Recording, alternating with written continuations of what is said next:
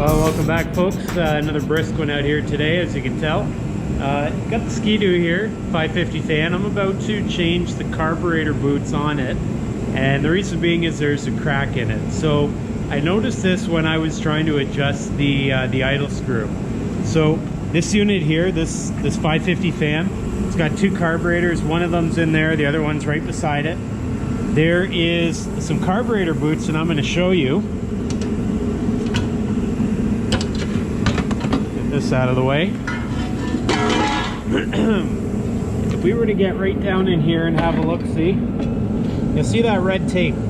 That red tape is there because there's a crack in the top part of the carburetor boot. What I'm going to do here today, I'm going to take off the air box, this big plastic unit. I'm going to pull the carburetors back, and I'm going to replace those carburetor boots. So this is the 550 fan, the Ski-Doo 2003. Carburetor boots are known to crack.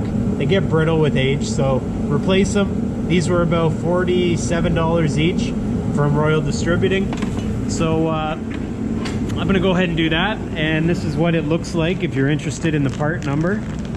So part number on these 07189, and yeah, I think about $47. Pretty simple install. So yeah, let's give it a go. I got the torpedo heater out here today. It is not warm again. We're in another one of those cold Canadian winters, so we'll make the best of it, and yeah, here we go. Well, first things first here, if we get right in there and have a look, there's actually some Phillips head screws we can loosen off here, and that's going to release the air box from the carburetor. So for one screwdriver, you're gonna have to get way in there to hit the mark. And that's the longest screwdriver I have. All right, so I'm loosening this off here, the second carburetor boot. There's two boots actually per carburetor. There's one that goes between the carburetor and the air box, and there's one that goes between the carburetor and the engine block. So I've just loosened off the ones that go between the carburetor and the air box, and I'm hoping, perfect. So I'm hoping, and it looks like it's going to work okay, that I can easily remove the air box. There we go. Okay, that's the air box. It really opens up the engine. So you can see both carburetors here, and all we're going to do now is we're going to loosen off the clamp that holds the last boot between the carburetor and the engine. And the kit with the new rubber boots, it comes with new rubber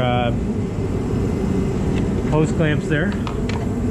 So that one's off. That carburetor's now loose, and I'm just trying to, oh, here's the other one. I can get to it right here, so I'll make short work of that. There it goes. All right, set this back out of the way best we can. All right, now next thing, if you look in here, I've got some bolts that got to come off. So good news, these are coming off quite easily.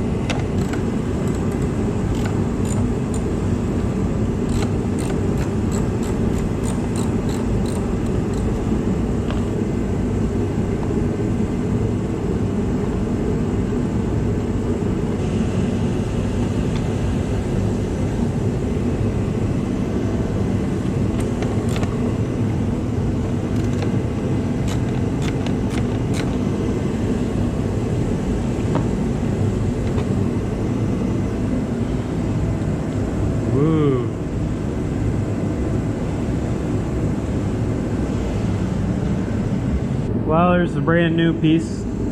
Good thing is it's identical to the old one, minus the crack. But yeah, just looking at this, you can feel the brittleness in the rubber. So not surprising it cracked right there. Probably due to the vibrations of the engine, maybe taking the airbox in and out, whatever. But let's put the new one in, making sure there's no debris in here before I put it back into the engine. Now you'll see the reeds in there once I pull the carburetor back. The reeds are inside the engine there, and yeah, just take special care with that.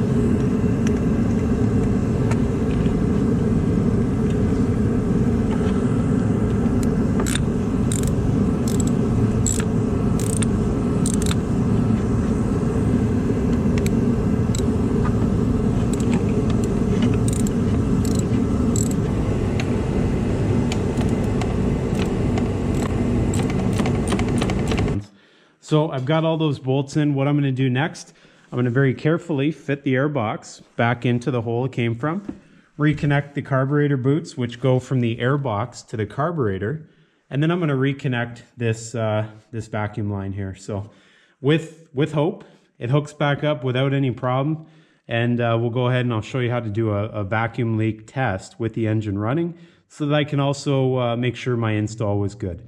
So let's give this a whirl.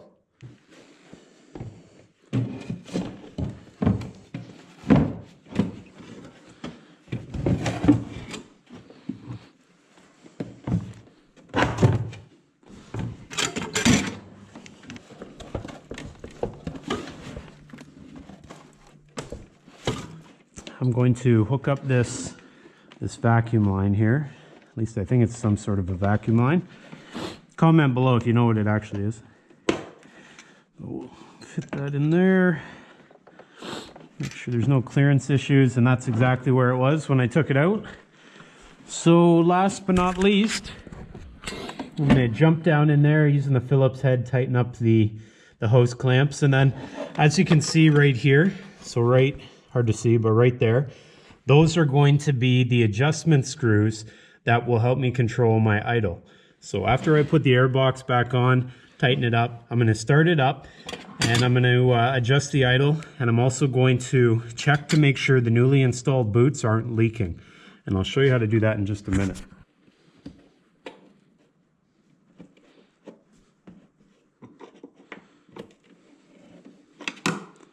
So everything's buttoned up here, and all the hoses are connected. The airbox is clean, so I should be good to go. So what I'm going to do when I first started here is I'm going to listen to it, and I'm going to spray some carb cleaner on the boots themselves. So right around the edge of the boots, at the connections where the boot touches the carburetor, and then where the carburetor touches or connects into the other boot. And what's going to happen is, if I'm spraying carb cleaner, which is highly flammable, if there's any type of leak, meaning air is being sucked in from anywhere other than the top of the airbox, then the revs on the skidoo here should increase, should go up. Let's fire up and see what happens.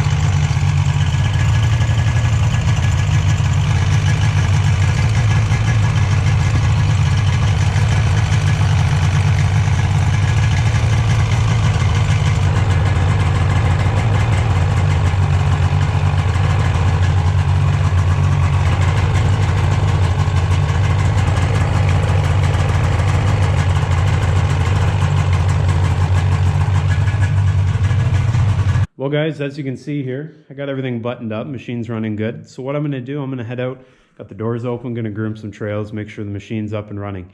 The only word of advice I can give you guys, if you're going ahead and working on a 2003 or any Ski-Doo model with a 550 fan engine, pay special attention to the little self-tapping screws that hold the carburetor boots to the engine. Now, I dropped 2 of those and they fall down into the crevices of the earth, it seems.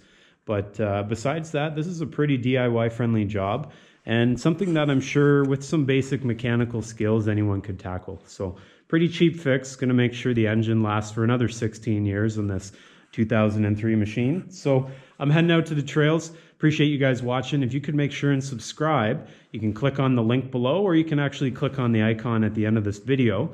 And also click on the bell. There's a bell that tells you when videos are being published. I put out videos as often as I can, so click that bell, you'll get that notification. And yeah, thanks for watching. We'll see you guys on the trail.